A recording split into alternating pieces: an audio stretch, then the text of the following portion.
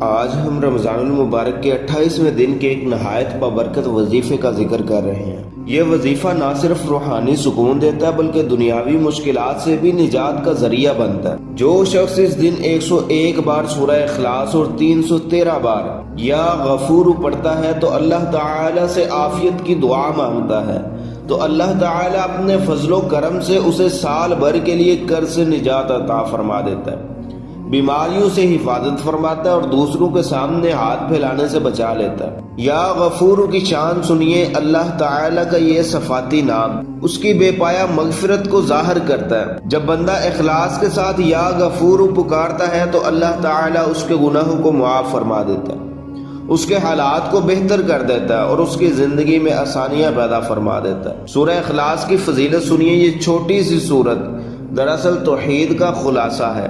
اس کا پڑھنا اللہ کی وحدانیت پر ایمان کو مضبوط کرتا ہے اور دل کو نور سے بھر دیتا ہے۔ وظیفے کے آغاز اور اختتام میں 11 بار درود شریف پڑھنا نہایت ضروری ہے۔ یہ وظیفہ صرف الفاظ دہرانے کا نام نہیں بلکہ دل کی حاضری، یقین اور اخلاص کا نام ہے۔ جب بندہ سچے دل سے اللہ کو پکارتا ہے تو اللہ تعالیٰ اس کی پکار کو رد نہیں فرماتا۔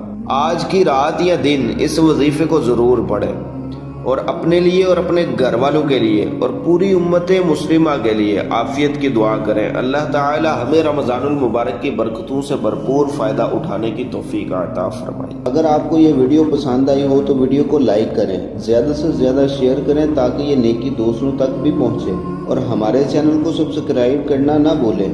اللہ تعالی آپ کو دین و دنیا کی بھلائیاں عطا فرمائے۔